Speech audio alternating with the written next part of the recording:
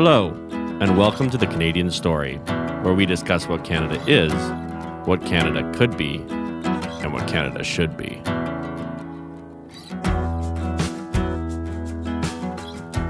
Hello, everyone, and welcome back to the Canadian Story. I'm here with Chris Spoke. Chris, why don't you tell the listeners about yourself? Yeah, hey, thanks for having me. My name's Chris Spoke. I manage a digital agency in Toronto, which is interesting. We build digital products. But aside from that, what might be a little more interesting for your audience is I like to talk and write and think about housing and housing policy quite a bit. So I've worked actually in real estate development for a number of years, not too long ago. And I also launched in 2017 a YIMBY organization, a yes in my backyard, like pro-housing, pro-development, pro-growth organization called Housing Matters. A little bit of digital and a lot of housing is kind of what I'm up to. And as we ask every guest that ever comes on here, or try to, what do you love about Canada? Yeah, so I mentioned just before we started recording, I listened to a bunch of your episodes, and I hate to say it, but I'm going to kind of echo what I think probably the most popular answer is, which is just how welcoming and attractive Canada is to foreigners. So I think that people are great. I think that the ideas that people have are great. This is how we solve problems. This is how we innovate. This is how we grow our country. And the fact that so many people from around the world want to move here, and the fact that so many Canadians want to welcome them, we don't really have like an anti-immigrant party or anything like that in Canada. I think that combination of people wanting to come here and us wanting them to come here makes for a pretty interesting country. And I think that's probably our biggest strength currently and in the long term, the fact that people will continue to want to move here and that we'll continue to want to let them in. Well, and that plays a big role in housing, right? Apparently 25% of able-bodied men in Canada work in the housing industry to some degree, whether it's, that includes mortgages and mortgage brokers. But the value chain is insane on housing. So let's get into it. Why don't we just dive right in? What is your perspective on the Canadian housing market? What's wrong with it? How do we maybe fix it? And how do we get here? How did it get so quote unquote bad? Yeah. So I live in Toronto, I mentioned. So I definitely take a very Toronto-centric approach to how I think about this. But I do think that the problem obviously is much more acute in Toronto, in Vancouver as well. But basically, our major cities are seeing an affordability crisis coming to, I think, a point that's not been seen, certainly not in recent memory, and maybe not since the late 80s when there was a bit of a boom in Toronto housing prices. But the short of it is that housing is becoming increasingly unaffordable for people who want to live in Toronto. So this has a number of negative consequences. For one thing, if you live in Toronto, you're paying a lot more of your income for housing than maybe you should. But for another thing, this also means that a lot of people who don't currently live in Toronto, but who might want to move to Toronto can't. So this is people who either work downtown but have to commute in from the suburbs, or people who live in other parts of the province and country, or frankly the world, who would like to come here, but our high housing prices act as a barrier to that. So Toronto's like a very high productivity region. We have a lot of good jobs here. We have a lot of good salaries for these jobs. And the fact that we've made housing like such a big obstacle to people who want to pursue some of this productivity and some of these high-paying jobs, I think is a big mistake. How did we get here? I think that housing is expensive because we're not building enough of it. There was a Scotiabank report that was released, I think just a week, maybe 2 weeks ago, that showed that Canada has the lowest number of housing units per 1,000 residents of any G7 country. Yeah, I saw that you tweet that, and I was just blown away. And we only build 120,000 units a year, right? So we're never going to make up that. Was it 1.7 million that we need gap? Yeah, well, they showed that for us to meet the average of the G7 countries in terms of number of housing units per 1,000 residents, not to be on the high end, but just to hit the average, we would need to add overnight 1.8 million units of housing, so 1.8 million homes. You mentioned, and it's right, we build about 120,000 units of housing, or we complete 120,000 units of housing across the country every year. So even if we were to like stop all population growth, no more children, no more immigrants, it would still take us like 15 or so years to match the average. And I think when you're in a situation where you have a lot of people chasing a insufficient amount of housing, what happens? You get auctions, and you get price wars, and you get unaffordability. Okay, so it would take us 10 years, more than 10 years, to make the stock up. That's Yeah, and necessary. this is like one measure that I think is interesting because it's such like a stark number to say that we have the fewest number of housing units of any G7 country on a per capita basis. I think that like there are a lot of people who kind of deny that this is a supply issue. They think that it's because maybe too many investors are buying housing, or too many foreigners are buying housing. There are too many Airbnb units that are kind of taking units out of the long-term rental stock. But when you're in a situation where there's such like a disconnect between the number of people who currently live here, who move here every year, and the number of units that you're building, like you have to do something about that. Yeah, in my view, you have to build a lot more housing. So how do you think we got here? Why did this happen? Is it because of overregulation, or what do you think is taking us here? Yeah, so the kind of logical chain that I like to lay out is housing is expensive because there's not enough of it. So, to your question, why is there not enough of it? So again, I'm going to speak to Toronto, but a lot of this applies to Vancouver and our other major cities. But in the city of Toronto, there are two documents that regulate land use, and these are called the official plan and the zoning bylaw. The official plan tells you what kind of construction you could do where can you put commercial buildings versus residential buildings and that sort of thing. And the zoning bylaw goes into more detail as far as how much density, what are your parking requirements, what are your setback requirements, what are your maximum heights, and that sort of thing. And in our official plan, there's a company in Toronto called Ratio City that's a property technology, a prop tech company that visualizes a lot of these documents, kind of overlays them on maps of the city. And they basically found that 88% of the city's land mass, if you picture like a map of the city, 88% of that land is effectively out of bounds for any meaningful intensification. So for any construction that really matters. Like you could in Toronto's neighborhoods knock down a small house and build a bigger house. You had one family in it before, and now you have one family in it after. But in terms of like intensification, where you're adding units to land, it's very small parts of the city where you could actually do this. So yeah, we've basically introduced regulations that make it hard to build. So the next kind of step on the logical chain is like, why have we done this? Well, we have a city council who has voted for these documents and defends and enforces them.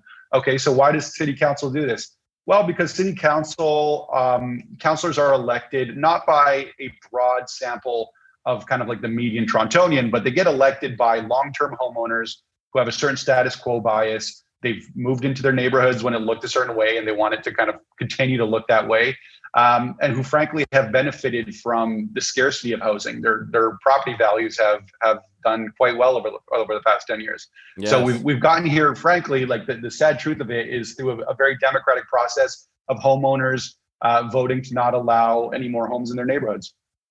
Yeah. So there's this whole theory that seems to be going around the internet about how our society is basically put together to take wealth, or a transfer of wealth, from the young to the old. Do you buy into that? Do you think that is, I mean, maybe it's not even intentional. It's just the ethos of a generation that kind of always got what it wanted. Yeah, I mean, I think it's certainly true in housing. There's you're probably familiar with Thomas Piketty and the book Capital in the 21st Century. And it's this whole idea of like inequality. This was like a favorite book for a lot of left-wing economists a few years ago.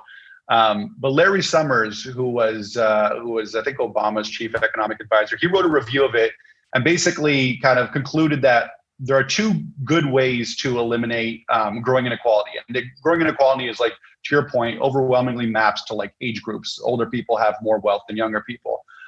One is deregulation of financial services. So I don't know too much about that. We'll set that to the side.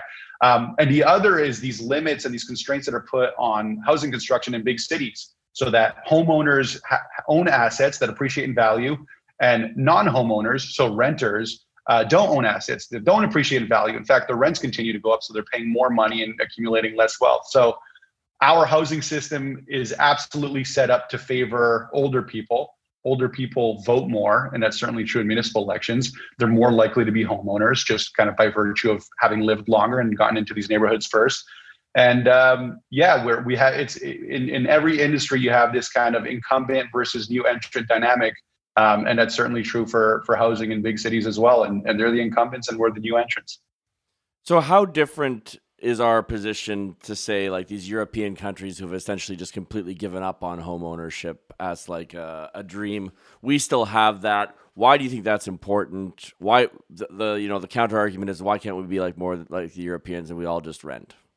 Yeah, I can't speak too well to most of Europe. I do follow London quite closely, and there is kind of like a very large and growing YIMBY incumbent. And actually, maybe I should define that a little better for the audience who might not be familiar.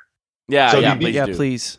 Yeah, okay. So like these homeowners who don't want more housing in their neighborhoods, they're often called NIMBYs, right? NIMBY stands for not in my backyard. They'll say, I'm not against new housing construction. I know people need housing. You could build as much housing as you want. Just don't build it anywhere near my backyard. But when everybody says that, it's like, okay, well, where's it supposed to go? Where are we going to build then? Yeah. Yeah. So we call these people NIMBYs. And then as a counterweight, there's this emergent group of activists, housing activists that take a pretty kind of like pro-market, pro-construction, pro-development approach. And they're called YIMBYs, and it's yes in my backyard. They want to encourage new housing development. I think if you looked at what a housing activist looked like in the 70s, you had a lot of people who were advocating for things like rent control, or were opposing development because they called it blockbusting. It was ruining the fabric of the community. And that's a very different profile from like today's housing activists, which is as likely to be like a young professional who's kind of fiscally conservative, who understands economics and markets, and knows that it's government regulation that is standing in the way. And again, the rallying cry is YIMBY. Yes, we want more construction, even if it's in my backyard. London, England is the city in Europe that I follow the most closely. They have a big problem with constraining land use rules, and they have a pretty large and influential, I would say, YIMBY movement. So this is kind of like I don't know if battle is the right term, but it is kind of like a cause that is at least being fought or advocated for. Most American major cities have the same problem, and certainly in London as well in Europe. So the problem, you would argue, is a supply problem. What are some of the arguments? What are some of the ways that you can, destroy the arguments of your opponents, let's say, who make claims that it's different, that there's more factors at play? Especially the one you hear the most is obviously, these foreign investors are just coming and driving up the prices. Yeah, and when I say it's a supply problem, prices are a function of supply and demand. So if you were to completely kill demand, that would solve the problem. It's just like, is that a good idea? Would that harm people? So I try to think of like which of these two solutions, quashing demand or increasing supply, is most beneficial. So we could quash demand by like building a wall, right? We could build a wall, right, and it's going to be 10 foot taller and nobody's coming in. We could implement a one-child policy, right? So nobody has, you don't have too many children. You can do all these things to ensure that 10 years from now, there are fewer people looking for housing. Yeah. I just think it's a really bad idea. You could also crush Toronto's labor market, right? You can destroy jobs here so that we have a more decentralized form of development. More people move to other cities. That would quash demand. That would probably moderate housing prices. I just don't think it's a good idea. So the reason why I advocate for the supply side is because what are we talking about here? We're talking about building more housing for more people. So I'm very pro-immigration. This is how, like, I started the chat, right? So like, let's let as many people who want to move to Canada, let's let them move here. Let's let them improve their lives and follow their dreams. Let's just build housing for them. When we build housing, we're also generating all these construction jobs. You mentioned, I forget what the number was, but some really high number of people work in this industry. That sounds like a good idea. If people are moving here, they want housing, and we have people here who get paid to build housing. Yeah, let's do more of that. So I guess like the more nuanced take on what some of the demand side debaters might be is that this is being driven by global capital flows, that we're seeing an influx, not so much of people, but to your point, it's kind of like Chinese money. I've worked in real estate development. A lot of condo projects are sold with a heavy emphasis toward foreign investors. And what this does is it helps finance the project. So, whether the money's coming from a Chinese national or a Canadian private equity firm, I don't think it makes a huge difference. What really matters in terms of housing supply is who's living in these units. Like, these are often foreign investors who continue to live. A lot of them are from China. But these units aren't sitting empty. They're like, most of Toronto's new rental stock over the past 20 years has come from the condo market being placed on secondary rental market. So you have locals renting units that are being funded by foreigners. That's foreign direct investment. I think it's fine. I have no problem with it. I don't know if someone who kind of like holds those views might try to like a stronger version of that argument, but it's never been too compelling to me. What impact do you think COVID's had? I've noticed a lot of people, like, housing prices are just going skyrocketing in the rural areas. Like, people just seem to be leaving the cities. And do you think, so when we think about housing, we also have to think, what do people really want? And one of the best ways, obviously, is high rises, more, like you said, more densification. That's key for like livable cities and things like that. But what do you think of this kind of city exodus that seems to be occurring? Like, I'm sure you follow New York. It's like and California, the populations are declining, and these are where they're the equivalents of our Vancouver and Toronto's, right? So what's your read on that? Yeah, well, one thing that's been funny, aside from this dynamic, which I'll touch on, one thing that's been funny through this year and a half of COVID is because we haven't had foreigners buying condos over the last year and a half. That kind of talking point has disappeared, despite the fact that housing prices have continued to rise. So now the new scapegoat is speculators, because we can't say foreigners, at least until the borders open back up. Right, right. And then my response to that is like, what is speculation? Speculation is a bet that the future, that we'll see more scarcity in the future than we see today. I'll buy a unit of housing today because I think it'll be even more expensive in the future. I think the problem will be even worse. So to the extent that there's speculation, this is like a signal that we're not even close to solving this problem. But yeah, to answer your question, I think that people have been leaving Toronto for a few reasons. One of them is throughout COVID, over the past year, we've seen in many Toronto neighborhoods 20 to 30% housing price increases. So not so much on the condo market, but especially the low-rise housing, detached, semi-detached, and townhouses, 20 to 30% in 1 year. Like, that is astronomical. That is insane. So part of the reason that we're seeing price appreciation in these kind of like peripheral cities is because there's this idea that you have to drive till you qualify. You might work in Toronto, but you can't afford a house in Toronto. So you're just going to keep driving. And the further you go, the more affordable it'll be. So Toronto's restrictive land use rules are pushing Torontonians out. And they're actually, these rules are contributing to housing crises in all these other cities. Right. So I often say there's like, and like Hamilton has seen a lot of this. So now there are NIMBYs in Hamilton that hate that Torontonians are coming into their city and bidding housing up. So like I always say I have friends in Hamilton, I'm like, a Hamilton NIMBY should be a Toronto YIMBY. You should be advocating for density in Toronto so that Torontonians don't come to Hamilton. Yeah. So I think it is a problem that ripples out, and this is like at its core. And the reason why I focus so much on Toronto is not just to be kind of like obnoxious about it. I know that there's this idea that Torontonians spend too much time talking about Toronto, but downtown Toronto is the densest employment center in the country. A lot of people work here, right? So they want to live close to where they work because then they don't spend so much time in traffic commuting. But if we're not building enough housing in Toronto, then they're going to continue to work in Toronto. They'll just live further, and that contributes to urban sprawl, more traffic congestion, and all these other bad things. But then I think, to your point, you are right. I think some people have realized that there's been a global pandemic. We've been locked down. Maybe living in like a 500 square foot condo is not so great. Mm-hmm. They want a backyard. They want, I don't know, some space to stretch their legs. And I think that's great. To the extent that people prefer a smaller town lifestyle, I think, power to them. I just don't think that they should be forced out of Toronto by neighbors who don't want them to move in their neighborhood. I think this should be kind of mostly driven by individual preferences, and kind of like, this is how markets work. People sort themselves out according to what they want. And we've distorted the market by limiting the number of number of new housing units we build in Toronto. And this is becoming a bigger and bigger problem, obviously. I mean, I remember I was dating a girl who she had a full-time job, no debt, and she couldn't even afford to buy a house in the neighborhood that she'd grown up in all of her life, right? Totally. And what do you think? What do you think that does to people's optimism about the future? Like we've noticed this huge decline in the West of people believing that their children will do better than them, et cetera, et cetera. How much of Yeah. a role do you think this plays in that?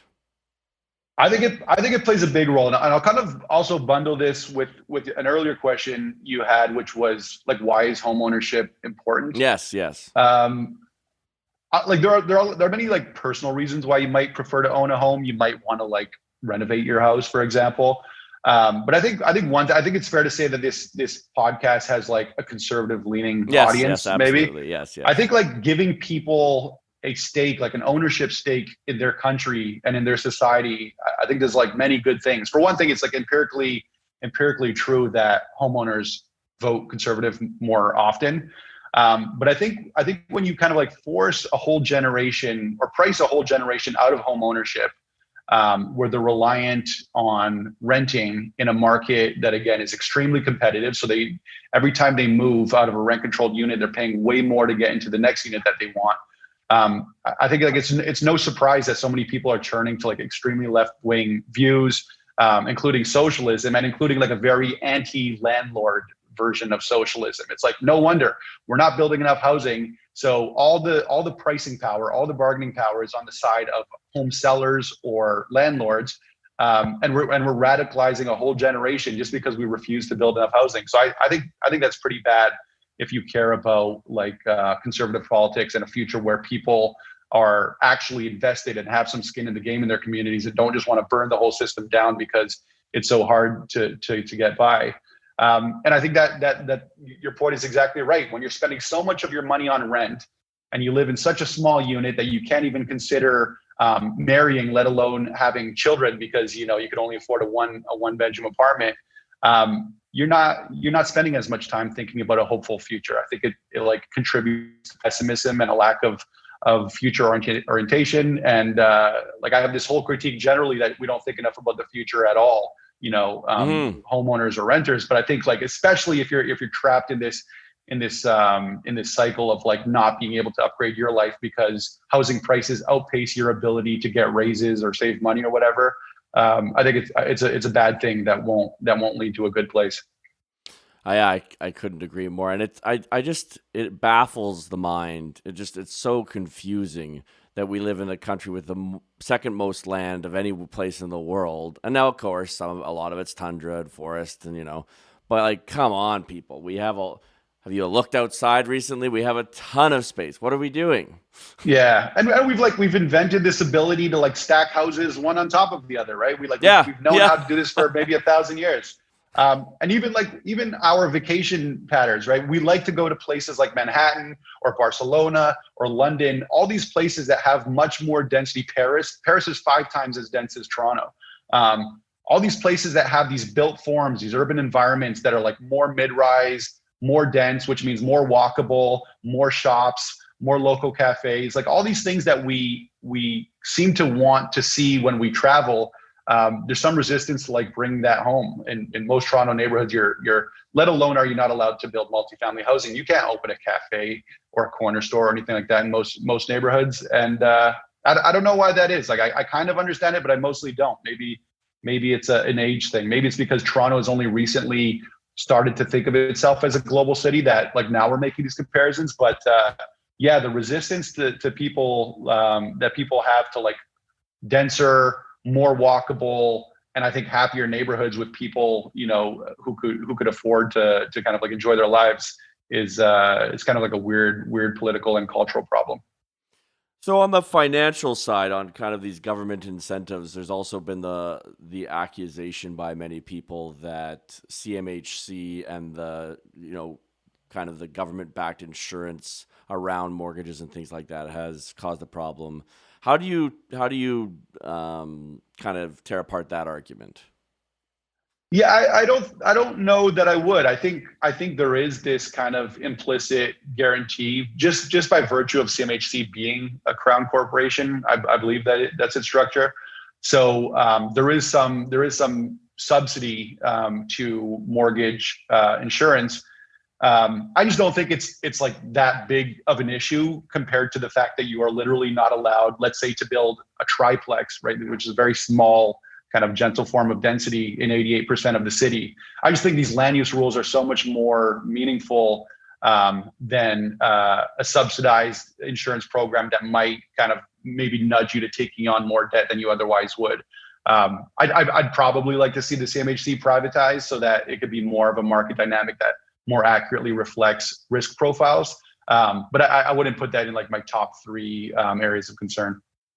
So give us some practical solutions here. What would you, if you were a dictator for a day or whatever, how would you change everything to make sure that we can actually get more houses built in this country and maybe make it more affordable for people like the three of us?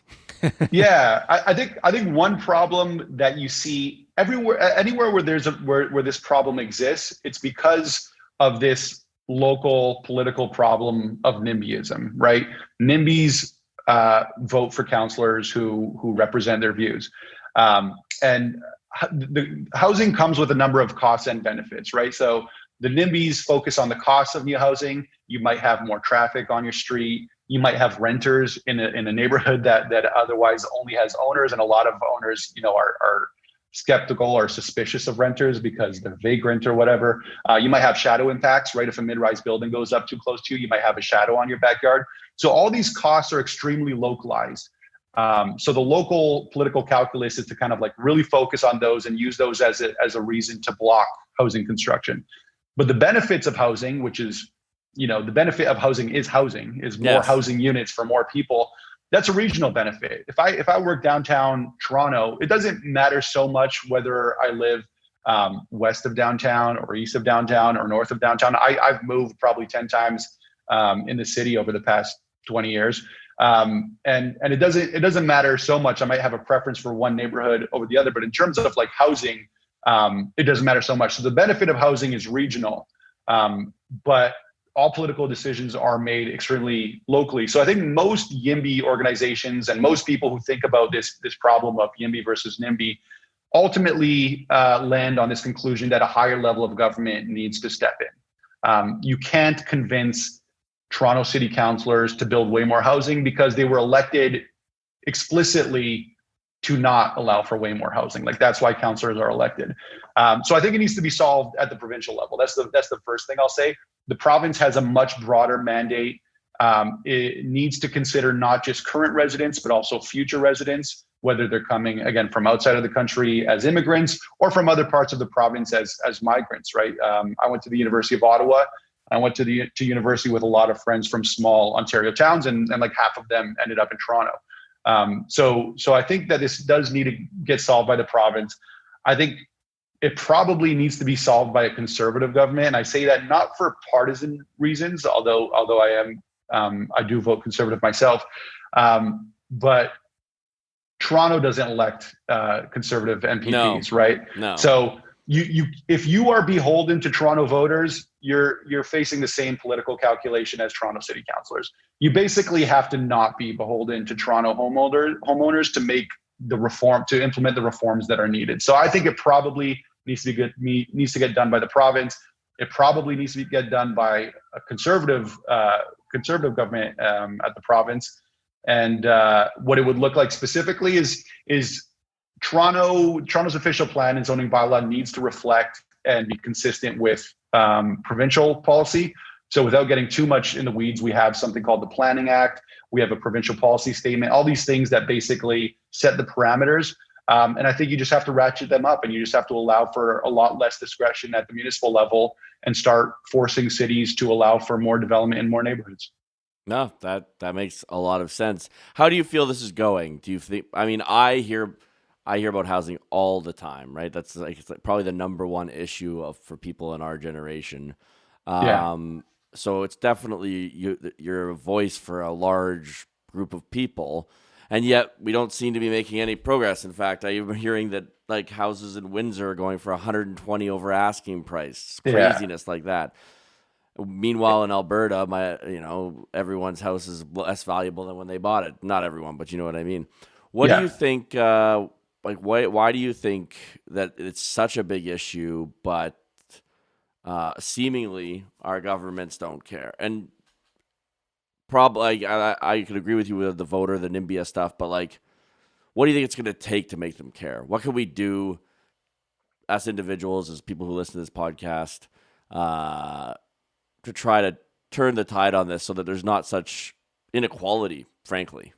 Yeah. I don't know if I have a great answer. I'll take some shots at it, but I think it's more likely that this problem continues to worsen than that like we solve it. Right. And I think that's just kind of like what the political incentives are.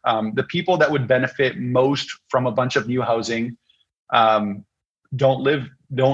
vote here, and they don't vote here because they don't live here. They're either foreigners who haven't yet moved here.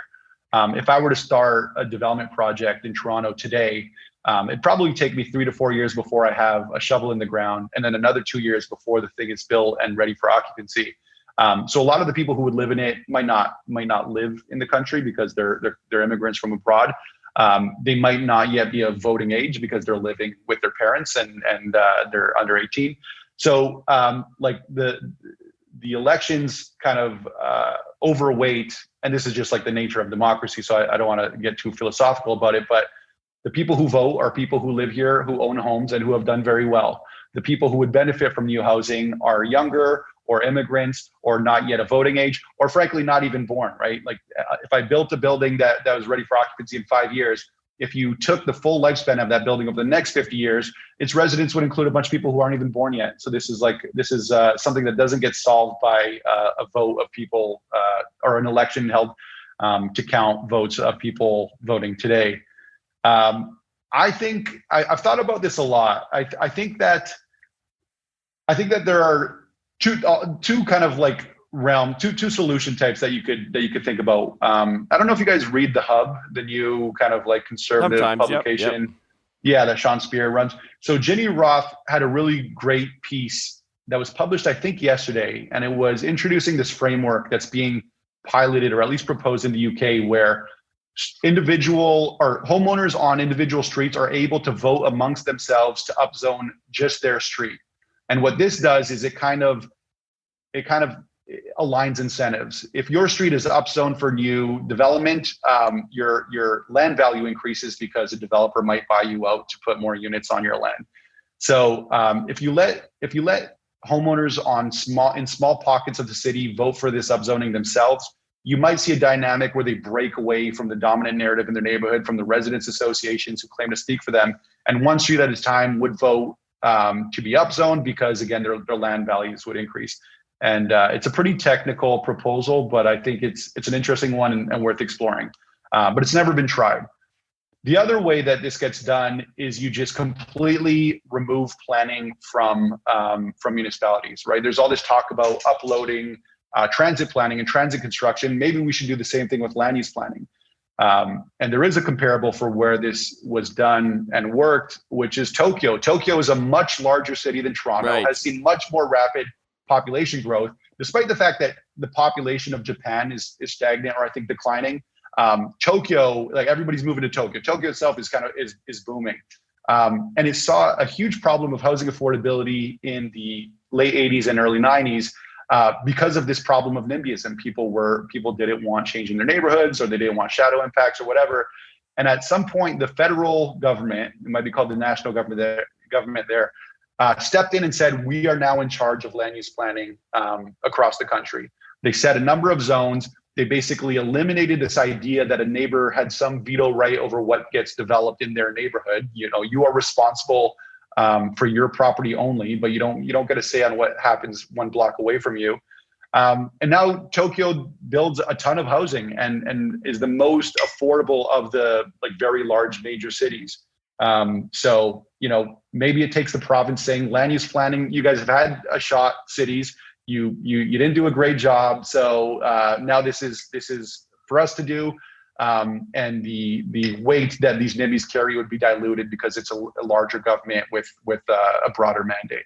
Yeah, I like that a lot. It's interesting because it's kind of counterintuitive to how I generally think about politics. I generally want to bring things down to the local level, and I'm not a fan of centralization. So this is an interesting perspective. What would you say to someone who says that? They're like, oh, wait a second. Like, why are we giving them more power, more centralization? There's a lot of criticism of that perspective, and I'm sure you have an answer. I'm sure you've heard this before.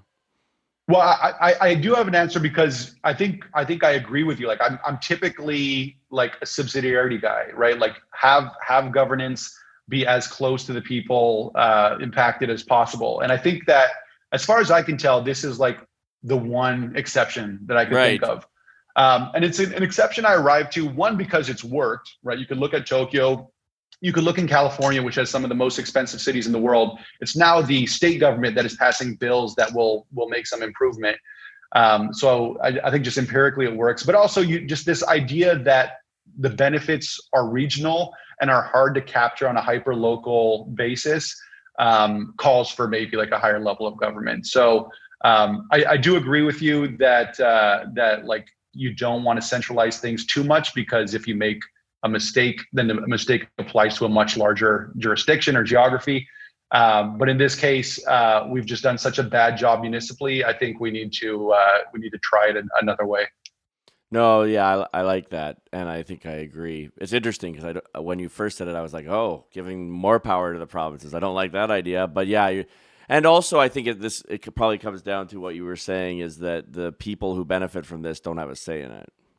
Yeah, I think that's right. And I think it kind of like it depoliticizes the issue a little bit. Councillors are like, development issues are most of what councillors deal with. They vote on a whole number of things, but really when it comes down to it, the reason why people call their office, the reason why people vote for them or vote them out of office is these battles over development. Certainly in a city like Toronto that has seen so much development activity over the past number of years. So I think when you could depoliticize an issue that should be a little bit more technocratic, I think you should, and not technocratic in the sense of the province should, hyper regulate every lot, deciding exactly what should be built, where, and how, but more, the latest and best urban planning thinking isn't aligned with what NIMBYs want, which is again to have new development kind of align with their preferences as opposed to what the region wants. So yeah, this general idea that we should set clear rules for people to follow and then kind of depoliticize it and not have councillors showing up to every community consultation and public meeting and reassuring the neighbors that they're going to fight it tooth and nail. I think that's the way to go. Whether this provincial government will do it or the next or one in the future, I don't know.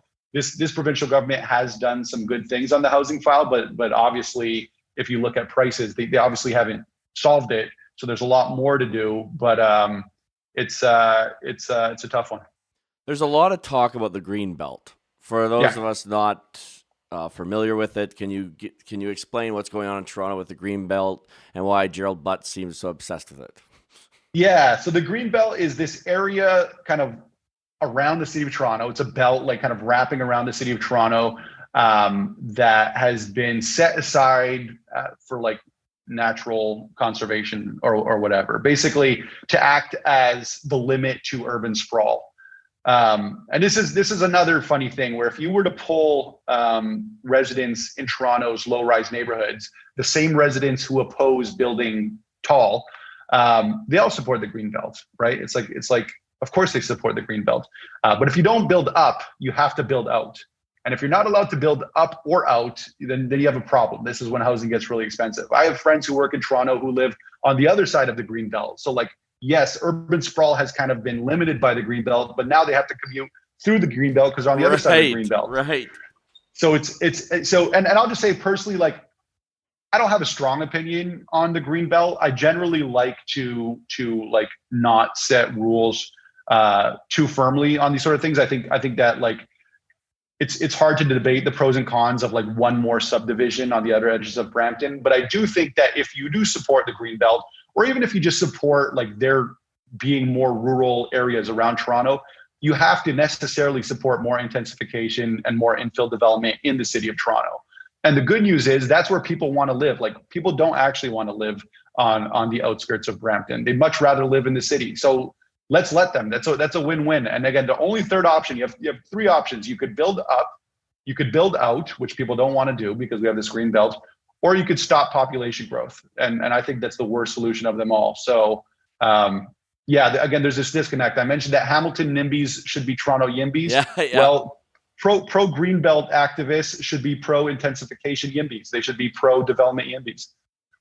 So one of the arguments that I've heard is that it's hard to get utilities in, blah blah blah. Everything's so difficult.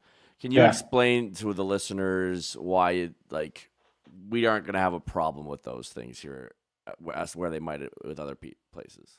Yeah, well, so two big reasons. One, you mentioned that New York City was shrinking in population. So what a lot of people don't know is that most Toronto neighborhoods have seen a decrease in population over the last 20 years, which is really shocking, right? Because you see all this construction activity, you see all these people moving in, you see this crazy price growth, and yet most of Toronto is shrinking in density. It's because of these neighborhoods where you have detached houses that only allow for detached houses. And maybe a generation ago, you had a family with two parents and four kids or something like that. Living there. Oh, now it's like two retirees, or it's like one widower. And also, like, Toronto has become, I don't know if this follows the data, but like, anecdotally, as far as I can tell, Toronto has become less diverse over the last 20 years. And I think this is a function of it becoming more expensive. You see more like ethnic diversity, and more new immigrants are coming to the burbs in the city itself. And those communities typically have larger families. So if you go to Brampton, you might see a house that has like 4 generations living under one roof. And this was true of many of Toronto's older neighborhoods, but it's not true anymore. So yeah, to answer your question about services, we've supported a lot more density in our neighborhoods 20 years ago than we do today, right? And it worked fine. The services exist. Toronto is shutting down schools. We have parts of the city where we are closing schools because there are not enough children. And at the same time, if you go downtown or midtown, on every new development, they slap a sign that says, if you move here, you do not have access to the local school because it's at capacity. So it's this completely like broken system. So that's the first thing. The second thing is that Toronto development is very heavily taxed. So for every unit of housing you build, you need to pay what's called development charges. And this could range from like $20,000 to $50,000 per unit. And the idea is that growth should pay for growth.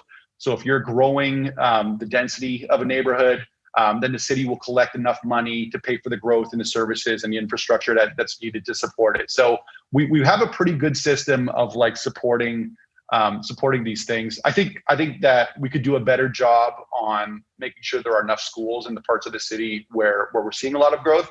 But more importantly, we should like unlock some of that 88% of the city where we're not allowed to build.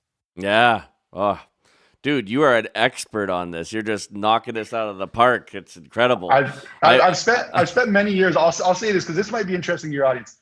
I've spent many years focusing on this, and I think that like my mission in life is to red pill conservatives on housing, right?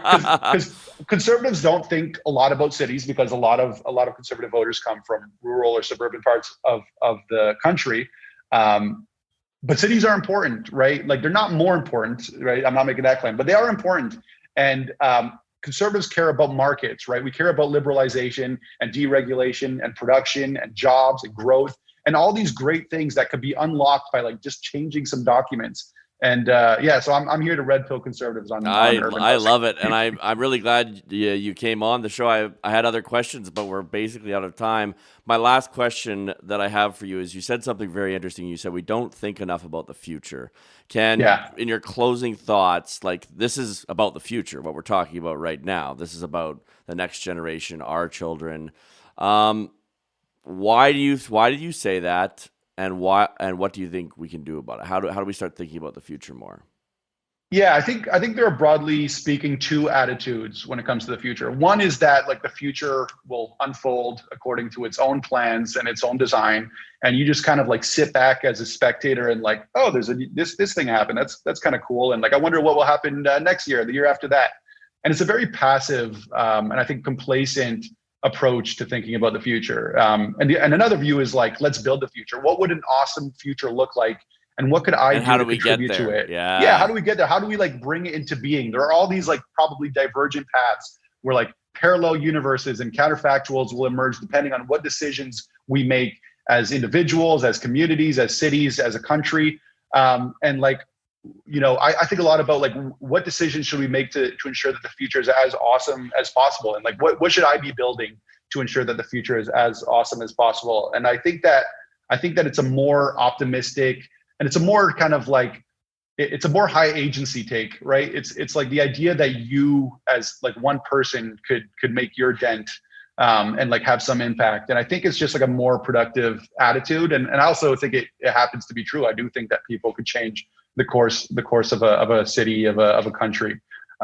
So yeah, it's more of like an attitude thing. I have ideas for like what I would like the future to look like.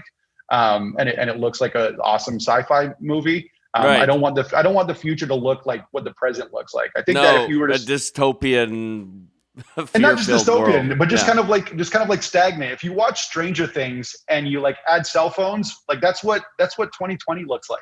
Yeah. And it's like, why aren't things way better? Why don't we have like way cooler things, way taller buildings, like way faster cars? So if the future looks like the present, in my view, we've failed. Like we've not done what we should have done. So I want the future to look very different and way better. And I think I'd like for more conservatives and more policy makers, because I think policy has a big part to play in this, thought that way, because I think it's a productive way to think. Well, thank you for coming on. Really appreciate the investment you've put into this topic and the level of articulation you have. It's one of the most articulate sessions we've ever had. Yeah, that was impressive. Thank you. Yeah, I appreciate that. Thank you. Thank you for listening to The Canadian Story. You can find us on Instagram and Twitter at The CAD Story. That's The CAD Story. If you enjoy this podcast, please share it with your friends and family. Let's work together to remind Canadians how great their country is.